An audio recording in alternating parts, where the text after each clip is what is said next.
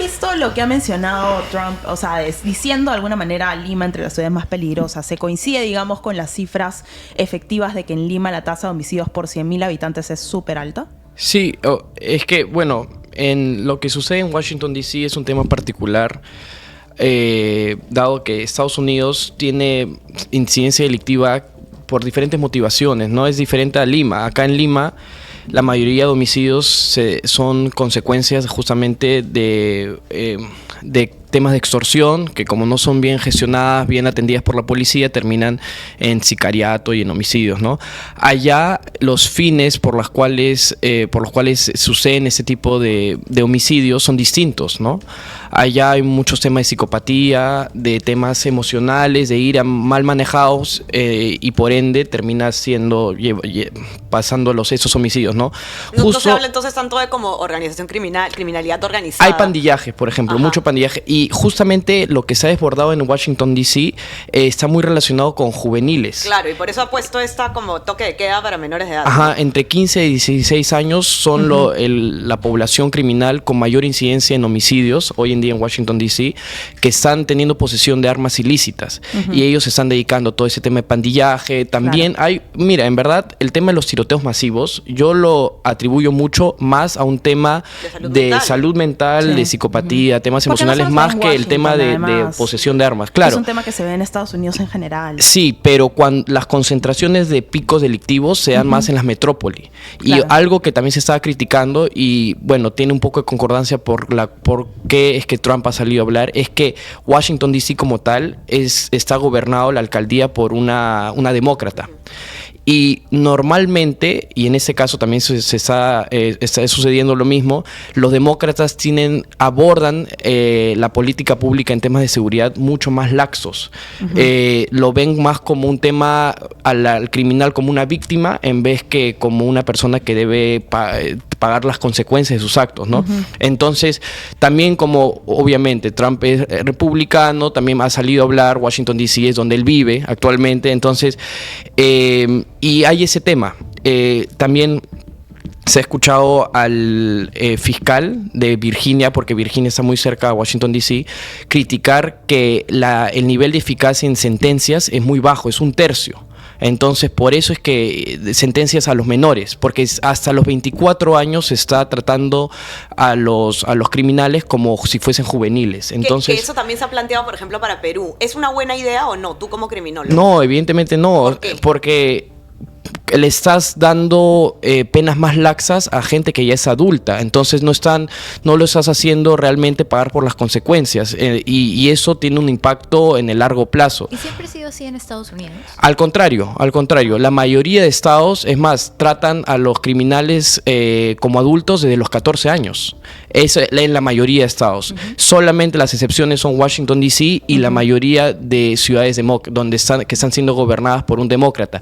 Lo otro que también se diferencia con el Perú es que los alcaldes tienen mayor poder y autonomía en el manejo de su policía. Ellos son los jefes de la policía. Claro, pero porque es un gobierno federal. Exacto. En cambio, distinto. Por eso es que ahorita Trump no puede hacer mucho más que meter a los militares, a la Fuerza Armada, si es que él quiere tener acción directa.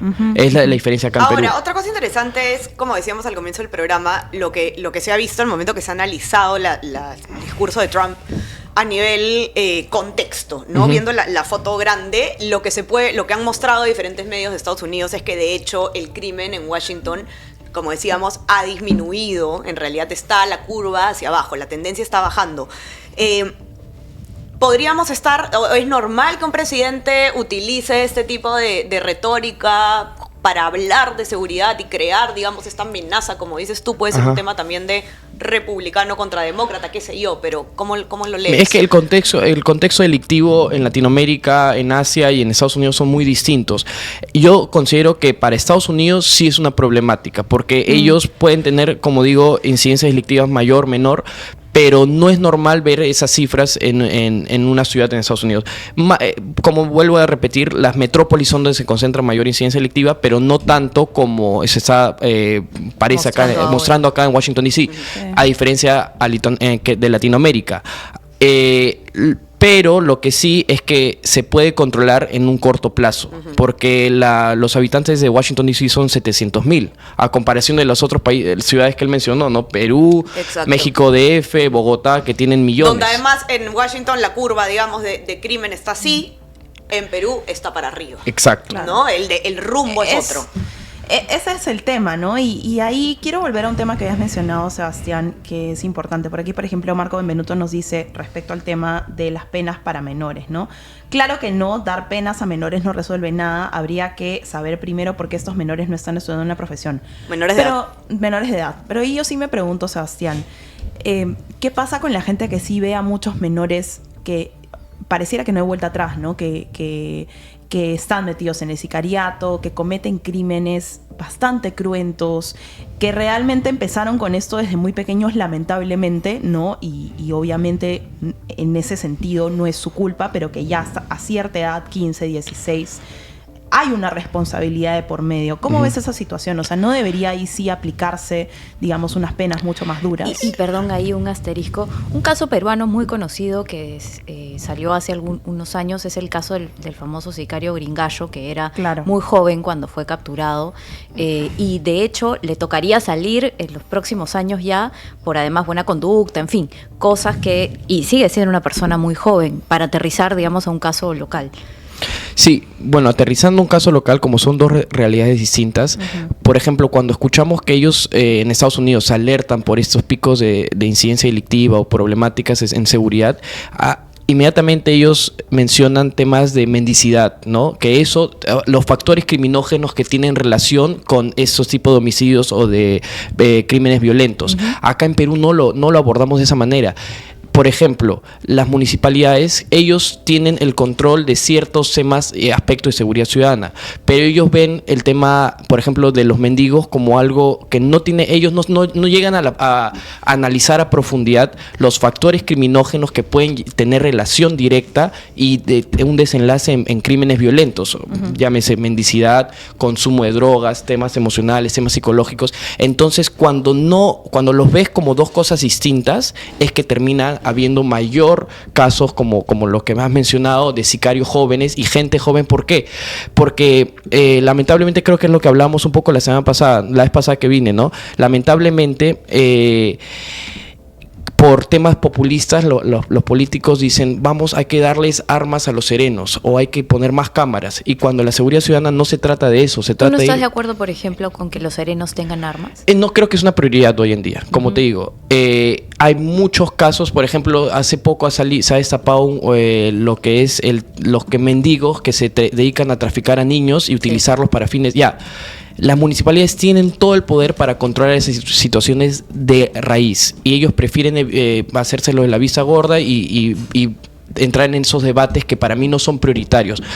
Podríamos llevar al debate si lo necesitan o no más adelante, pero como ellos no llegan a hacer ese análisis profundo de cómo los factores criminógenos que quizás no son contemplados como delitos, pero que se desenlazan en delitos violentos, tienen una relación, entonces por eso es que vemos que sigue aumentando y ellos tratan solamente de abordar lo que ya está desbordado, ¿no? La extorsión, el sicariato, pero no van más allá, no van al tema preventivo, no van al tema de cómo podemos desarticular esos espacios vulnerables en riesgo para que no terminemos donde estamos ahorita. Pero, y por ejemplo aquí, cuando has hablado del poder que tienen las municipalidades para controlar, por ejemplo, el caso el uso de niños para mendigaje, ¿a qué te refieres? ¿Cómo podría una municipalidad controlar una cosa como esa? Obviamente hay esfuerzos a nivel operativo de intervención, pero yo lo veo como algo que es desgastante y que sin fin, porque los intervienen, los sacan, los desplazan y vuelven al día siguiente o se muevan a otro espacio. Mueven de cuadra.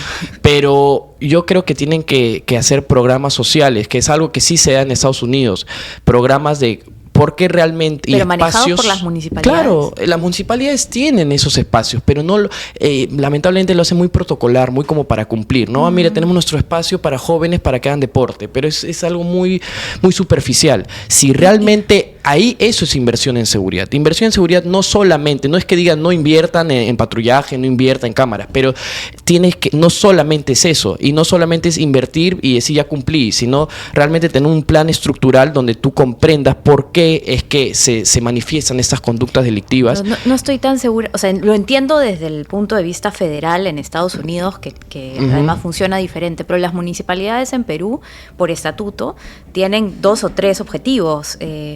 Parques y jardines, seguridad en términos de serenazgo. Seguridad preventiva. Preventiva, ya, además. pero ¿a qué se refieren con seguridad preventiva? Iluminar. Patrullaje. Que esté bien, sí. Que ¿no? Digamos, no tienen por regla, por norma, como objetivo escrita, que deban tener, por ejemplo, presupuesto asignado. Claro, por eso cuando salen los candidatos a alcaldías a hablar de esos grandes planes de seguridad, es un poco venta de humo.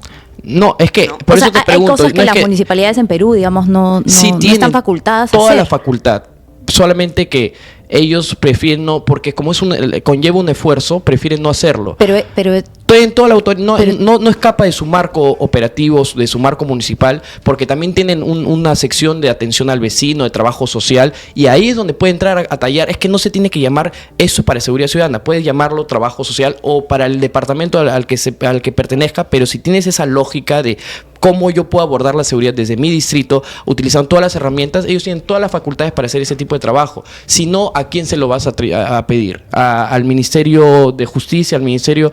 Nadie. Si seguimos tirando y la pelota y decir, no, eso te compete a ti, eso no me compete a mí, y realmente el tema de patrullaje preventivo hoy en día es, en la mayoría de casos, un gasto de gasolina y punto, porque tú ves a los patrulleros y a los mismos policías, pero si vamos a hablar del tema municipal, estacionados en una esquina durmiendo. En las municipalidades con mayor presupuesto son los que tienen mayor presencia, pero esa presencia tampoco te garantiza seguridad, porque a la hora de la hora ellos una cosa es vigilar y otra cosa es observar. Claro, de acuerdo. Entonces, realmente hoy en día los recursos con los que tienen no lo están gastando de manera eficiente.